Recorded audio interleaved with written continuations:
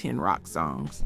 Combined, they've been streamed billions of times, played at weddings, screamed at arenas, covered at high school talent shows and karaoke bars and sports montages. You know every word. Oh, and I'm getting old. And here's the thing. The people who made them, some of them would have taken it all back if they could. This is the story behind 10 massive rock hits that the artists who created them genuinely could not stand. Open mind for a different view. The songs that followed them into every room they didn't want to enter. The songs that changed their careers in ways they never asked for. Let's get into it. Number 10, Sting / The Police. Every Breath You Take, 1983.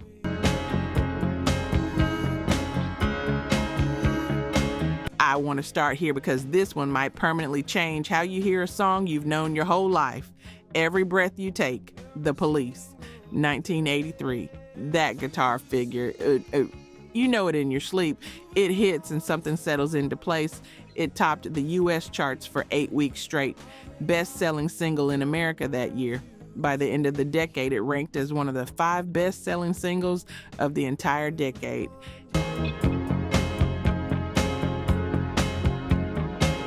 And people played it at their weddings, which is where Sting's discomfort begins. Because here's what Sting has said openly, repeatedly, in interviews going back to the year the song was released. The song is not a love song. He told the NME in 1983 that it's a nasty little song. It's really rather evil. He called it about jealousy and surveillance and ownership. He told the BBC the song is very, very sinister and ugly, and that people had completely misinterpreted it as a gentle love song when it's quite the opposite.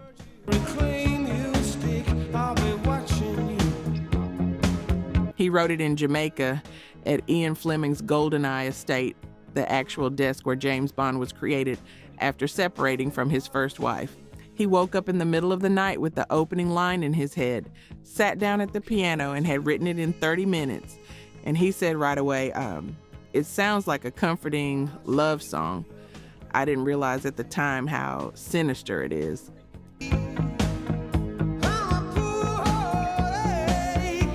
And then couples started booking it for their first dance. He's told the story more than once about a couple coming up to him. Oh, we love that song.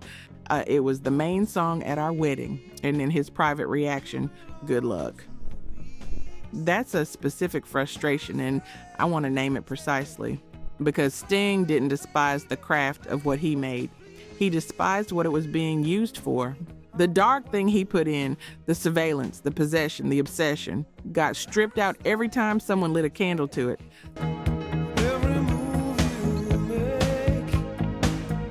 The song became the opposite of his own meaning, and he had to watch that happen publicly for decades. You can't reclaim that. Once a song means something to millions of people, it means that thing, not what you meant, what they need.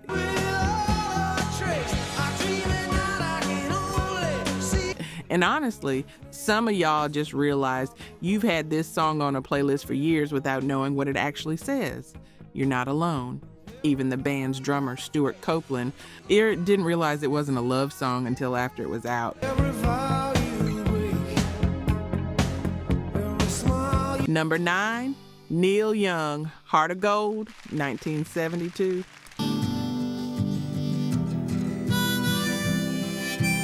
His only U.S. #1 single, that harmonica intro, clean, slightly mournful, instantly Neil. It hit the top of the charts in February of 1972, when Young was 26 years old. James Taylor and Linda Ronstadt singing backup, the song that made him the defining voice of a generation.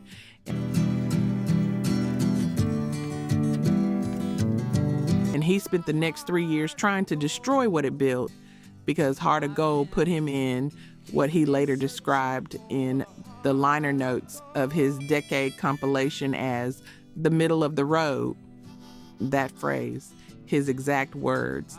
And then he added, and this is the part that gets me, traveling there soon became a bore, so I headed for the ditch. A rougher ride, but I saw more interesting people there.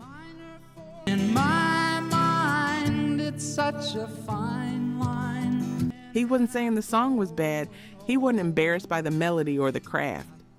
He was saying something more unsettling than that. Success in that form felt shallow. He'd attained everything a 26-year-old musician could dream about, looked at it directly, and found it almost physically uncomfortable. He described it as ego gratification. He said it felt empty. So what did he do? He built a wall against his own chart position.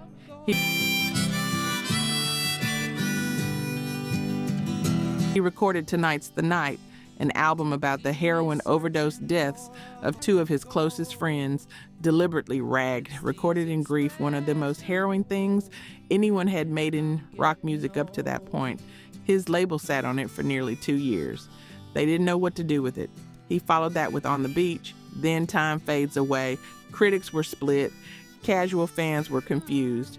Warner Brothers wanted another Harvest. Neil went deeper into the ditch.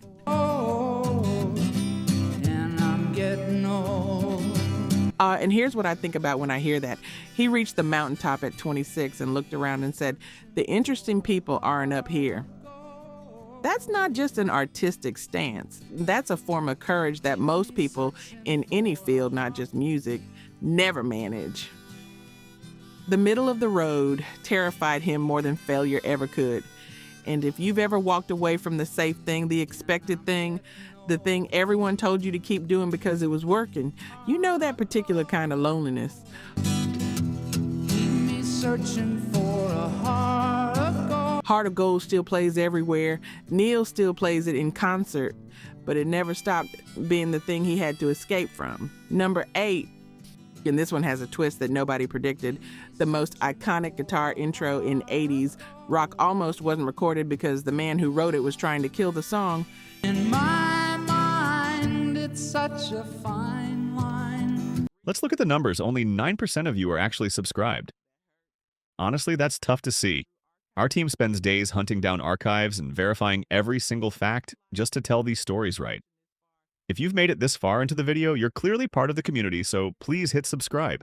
It costs nothing and helps us immensely. Now, for those already subscribed, very few of you have made the jump to our membership, and that's a hard pill to swallow because you're the ones who know our value best. If this channel has moved you or inspired you, consider joining. It's the price of one coffee, but it's the literal fuel for this channel. Let's keep this alive together. Back to the story. Number 8, Guns N' Roses, Sweet Child of Mine, 1988.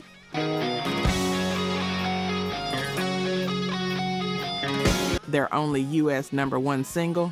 That opening riff, the descending pattern, the circular figure that climbs around the neck of the guitar, voted the greatest guitar riff of all time by Total Guitar magazine readers in 2004. One of the most recognizable openings in the history of rock. Slash has called it a silly thing, a joke, something he would have buried if the rest of the band hadn't been in the room.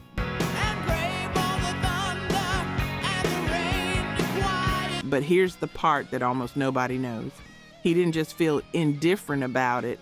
He actively tried to sabotage the song. The way Duff McKagan told it years later, the band was working up a 3-chord structure that Slash found too soft for a band like GNR, a sappy ballad, he called it. They were a hard rock band. They did not play ballads. And so Slash, feel the song, came up with the most complicated, circular, almost prog rock guitar intro he could devise. He was deliberately trying to make it clash so badly that everyone would agree to drop the whole thing. Axl Rose heard it from upstairs and came running.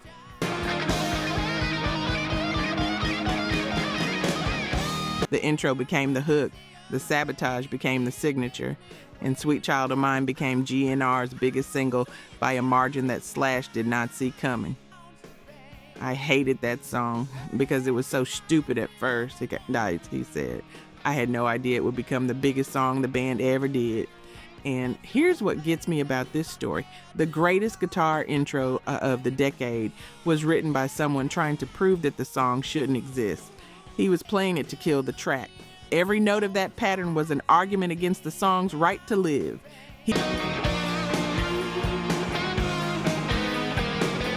He was outvoted. And 35 years later, that stupid riff is what 60,000 people lose their minds to when the lights go down. Slash said in 1990, the song turned into a huge hit and now it makes me sick. And I believe him. Not because the song is bad, obviously it isn't, but because the thing you created as a joke, becoming the thing you're most associated with, has a very specific texture. You know what that thing is. But the world only knows the riff, ever compiled. And I think Cobain would have had complicated feelings about that too.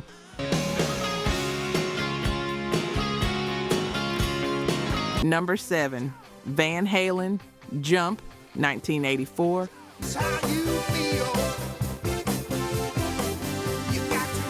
That keyboard intro, huge, synthesized, anthemic.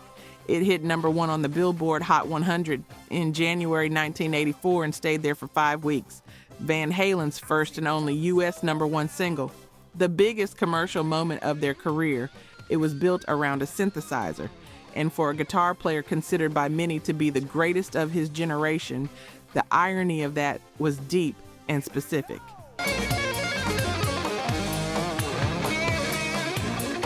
Here's the backstory. Eddie Van Halen wrote the keyboard riff for Jump in 1981. When he played it for the band, he heard from all 4 corners of the room, "You're a guitar hero.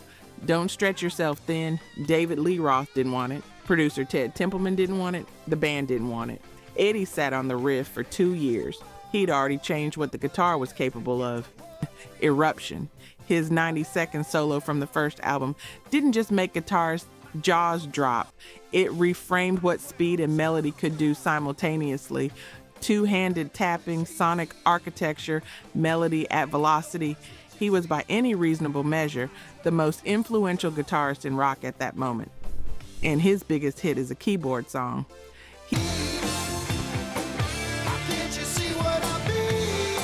He eventually built his own home studio, called it 5150, specifically so he could work without Roth and Templeman looking over his shoulder. He recorded Jump there. When it finally landed on the 1984 album and climbed to number 1, the irony was not lost on him. He said at the time, Roth and Templeman didn't like it. I said, take it or leave it. He fought for it. It won. But winning in that particular way cost something. Because now,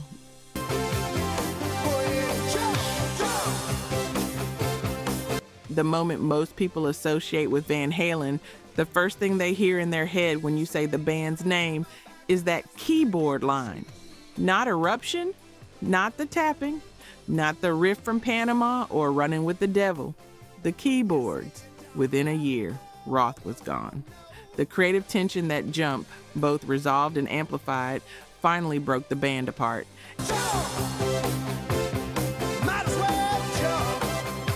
Eddie spent the rest of his life playing that keyboard intro to Crowd Explosions. And I think somewhere inside that there was a very specific feeling about what it meant to be celebrated loudest for the moment you felt least like yourself. That's not just irony. That's a quiet kind of grief dressed up as a victory lap.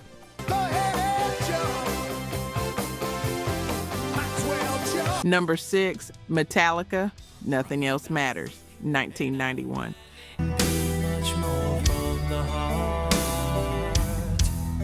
If you came up on Metallica through Master of Puppets and Justice for All, you know exactly what version of the band those records represent. Precision, speed, technical brutality, a band that made the world understand that heavy music could be intellectually demanding and emotionally uncompromising at the same time.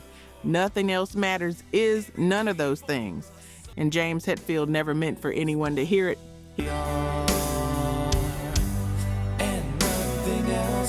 He wrote it on the road during the Justice tour, on the phone with his girlfriend, one hand holding the receiver, the other picking out chords on an acoustic guitar in the quiet of a hotel room. He was homesick. He missed her. And he translated that into the only language he had alone in that moment. He filed it away somewhere private, didn't bring it to the band. I didn't demo it, he said years later. At first, I didn't even want to play it for the guys. I thought that Metallica could only be the 4 of us.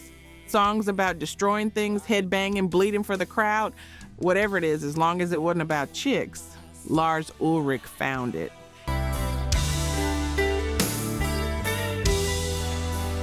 And this is the part that still gets me. Lars heard a different Metallica inside those chords. He heard something the Black Album could contain that nobody expected it to. He pushed to include it. Hetfield was mortified. This was his private language, a love letter written one-handed on a tour bus, not meant for arenas. The Black Album came out September the 1991, and Nothing Else Matters became the moment Metallica stopped being a band some people were afraid of and started being a band everyone could love. It sold the record to people who had never considered Metallica before, which was exactly what unsettled Hetfield most. Trust I seek and I find in you. The song wasn't the violation, the audience was. And if you've ever had something private, something you made for yourself at 2 a.m, not for anyone else, turn into something public and shared and beloved, you understand the strange grief in that. Even when the reception is warm, maybe especially when it's warm. Every day for us something new. Nothing Else Matters has been played live over 1,300 times by Metallica. It's become their emotional centerpiece. Elton John once told Hetfield it was one of the best songs ever written, and Hetfield literally wept. He made peace with it, but for a long time that peace was a complicated thing to find.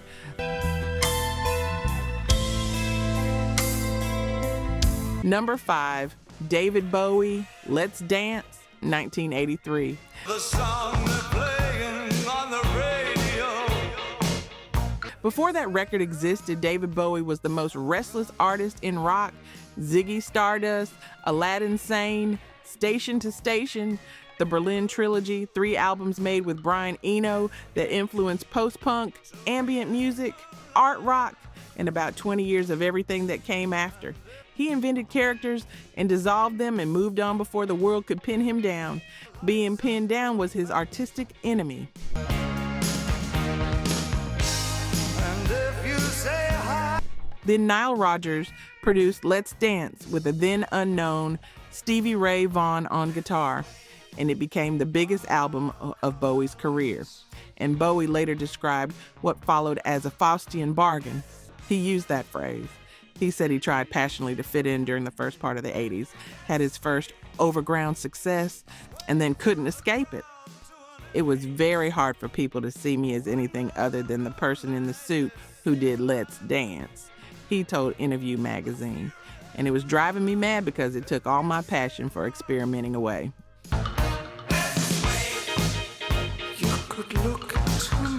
The albums that followed, Tonight in 1984, Never Let Me Down in 1987, are widely considered his weakest work. He knew it. He said he'd pandered to the success of Let's Dance, tried to meet expectations he'd created, and in doing so became the one thing he'd spent his entire career refusing to be: predictable. Let's Dance didn't just trap him in a commercial moment. It trapped him in a version of himself he hadn't chosen. He fought his way back out. Outside in 1995, Earthling in 1997.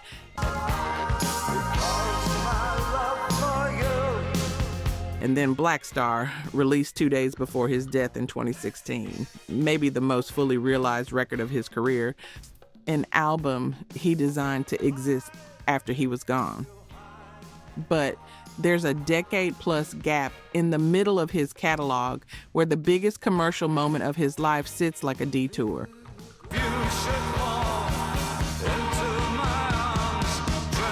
He knew it. He said it. And the fact that he found his way out the other side makes the detour worth understanding. Because the price of fitting in for someone who spent a career refusing to was steeper than the chart position was worth.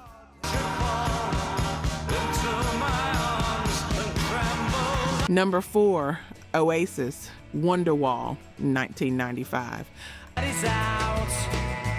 I'm sure you've heard it all before, but you never. I don't have to describe this song to you. You've heard it at a bar, you've heard it at a house party, You've heard it played by someone's older cousin on an acoustic guitar at a family barbecue, badly, at least 3 times. Wonderwall is one of the most covered, requested, and repurposed rock songs of the last 30 years. And Noel Gallagher has spent most of those 30 years cringing. This isn't the standard complaint of a musician tired of his one big hit.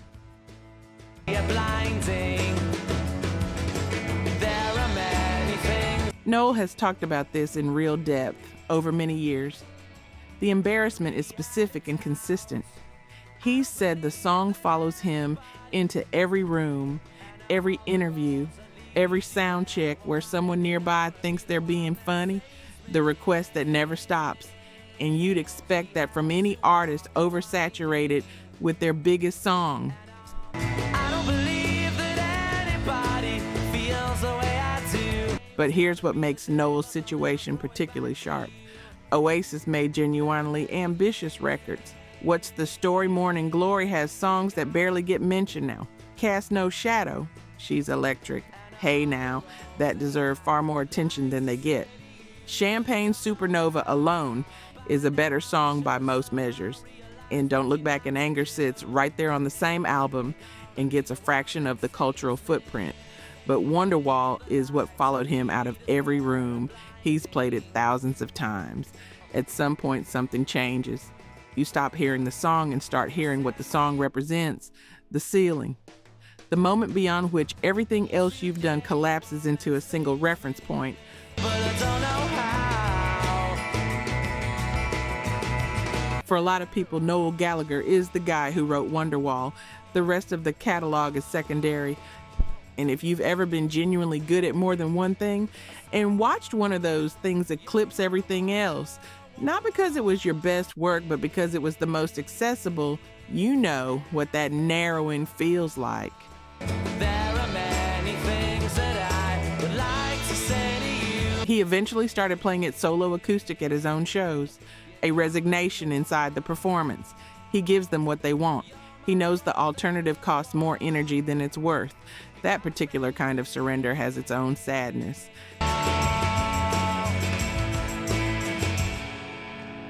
Number 3, Led Zeppelin, Stairway to Heaven, 1971.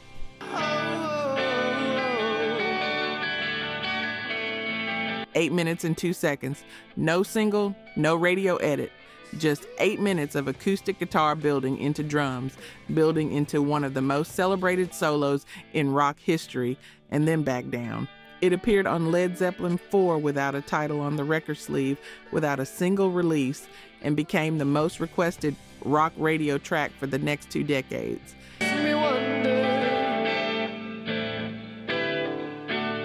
And Robert Plant spent large portions of his career running away from it. He's called it that bloody wedding song. He told the Los Angeles Times in 1988, and this is a direct quote, "I'd break out in hives if I had to sing that song in every show." That same year, he told Q magazine the song was so pompous that he understood everyone who hated it. He said lyrically he can't relate to it anymore, that he wrote those words at 22 and has no intention of ever writing along those abstract lines again. And then he put his money into it.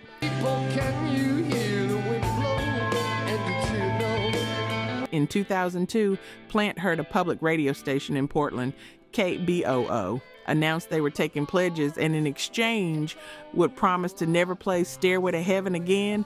Plant called in and pledged his own money to make it happen. He paid to stop hearing his own song on the radio. Now, Jimmy Page has always said Stairway crystallized the essence of the band, showed what Led Zeppelin was at its absolute best.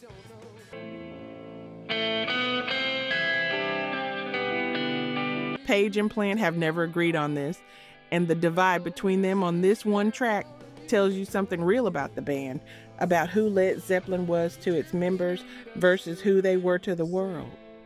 The world decided a long time ago that Stairway to Heaven was the most important 8 minutes they recorded, and Plant has spent decades knowing that everything else they made, Kashmir, When the Levee Breaks, Achilles' Last Stand, Songs of extraordinary ambition here gets measured against or overshadowed by a song he wrote young and can no longer relate to.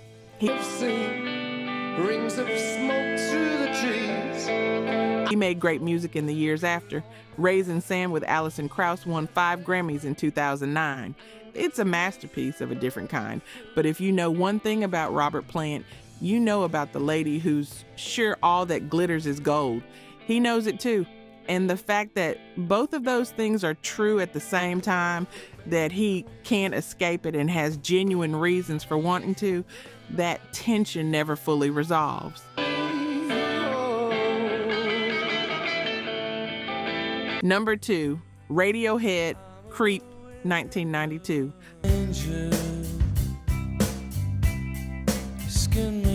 Let me give you the complete picture before I give you the despising. Creep was released as a single in September 1992 and went nowhere. The BBC wouldn't play it, too depressing, they said. Radiohead moved on and started work on their debut album, Pablo Honey. Then international audiences found it in import racks. Then American alt-rock radio picked it up. Then it caught fire in Israel, of all places. Then the UK came back around. When it was re-released in 1993, it broke through properly. But I'm a creep. Tom York heard it on MTV in a hotel room in Boston after traveling through Paris, London, and New York in 20 hours and said effectively, "Oh no." The song had been written years earlier when York was a student at Exeter University.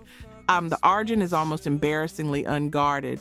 A woman he was infatuated with, couldn't approach, followed around like the word in the song says, the most exposed, unguarded, emotional experience he'd had. He filed it away, thought it was crap, his word, thought the lyrics were pretty crap. Whatever makes you happy. And then Johnny Greenwood tried to kill it. During recording, the band was going through a warm-up run of the song, not intending to actually capture it. Greenwood, who also hated the track, deliberately slashed his guitar strings before each chorus, trying to disrupt a melody he thought was too polished. Produce what would become one of the most recognizable sounds in 90s rock, that violent scratch before the song erupts, was an act of sabotage. The tape was rolling. They kept the take. The sabotage became the signature.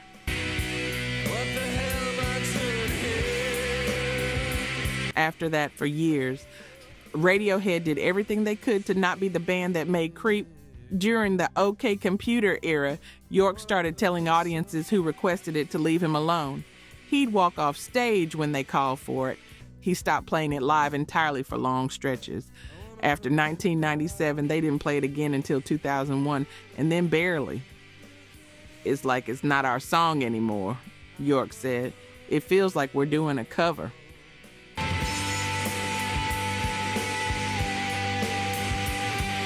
You know how that goes when a song becomes everyone's property. They made the Bends in 1995 a genuinely extraordinary leap forward, and people asked about Creep. They made OK Computer in 1997, possibly the most ambitious rock album of the decade, and people asked about Creep.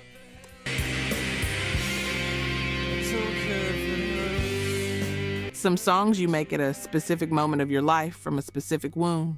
Watching the wound become entertainment, watching it get requested at parties, covered at karaoke, used in TV shows, is a strange thing to process for 30 years. York eventually found his way back to it, occasionally on his own terms, but you could see in every rare performance that the peace he'd made with it was hard-won and incomplete.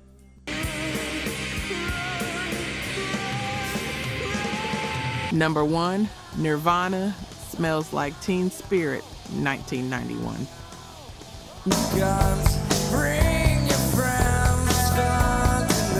No song on this list was more despised by its own creator. And I want to be precise about that because despised is a strong word and I don't use it lightly here. Kurt Cobain didn't grow tired of Smells Like Teen Spirit. He didn't get bored with it. He considered it an embarrassment, his word. and talked about it in interviews with a frustration that had real teeth.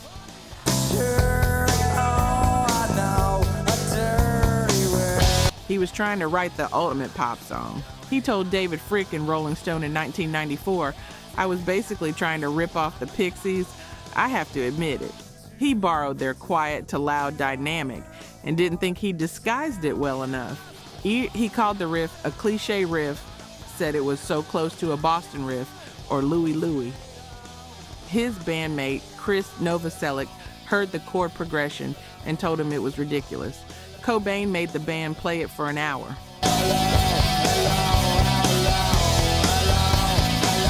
When Nevermind came out in September 1991 and Teen Spirit exploded, it didn't just make Nirvana famous, it made them a cultural event. MTV played it constantly. High school marching bands started covering it. Suburban kids who had never heard of the Pixies or Husker Du arrived at Nirvana shows in enormous numbers. And with them came people, Cobain said this more than once, who were exactly the type of people who had beaten him up in high school. He started deliberately butchering it live, playing it faster, distorting the melody, making it ugly. "I literally want to throw my guitar down and walk away." He said, I can't pretend to have a good time playing it." He said, once it got into the mainstream, it was over. "I'm just tired of being embarrassed by it. I'm beyond that."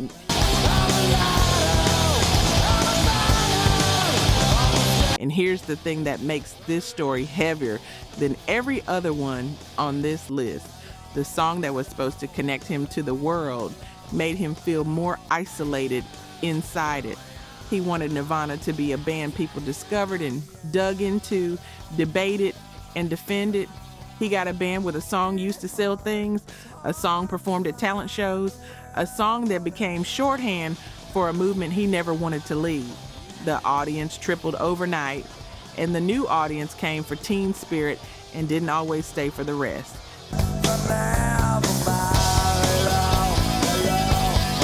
He knew what the crowd wanted when he walked on stage. He knew the song had become bigger than anything he could do on stage or off. He could see the energy change in the room every time those opening chords started. In his final note, he wrote, "Why don't you just enjoy it?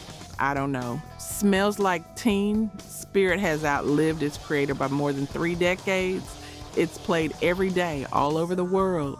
It's ranked in the top 10 on virtually every greatest songs list ever compiled. And I think Cobain would have had complicated feelings about that too.